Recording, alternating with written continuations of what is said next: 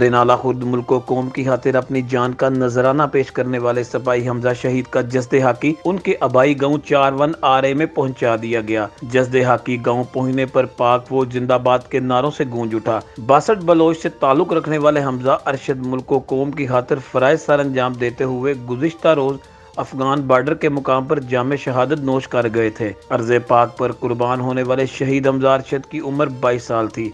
शहीद ने 1.5 साल कवर पाक आर्मी ज्वाइन की थी। शहीद की मैयत जब गांव की गलियों से गुजरी तो शहीद की जस्दे हाकी पर गुलपाशी भी की गई। हमजा अरशद को पूरे फौजी एजाज के साथ उनके आबाई गांव 41RA में सुपुर्दे खाक कर दिया गया। तदफीन के वक्त गांव की फजा सोगवार थी, जबकि हमजा अरशद शहीद के विरसा का कहना है कि बेटे की शहादत पर हमारा सर फख्र से बुलंद हो गया है, जिसने मुल्क व कौम की खातिर अपनी जान का नजराना पेश किया।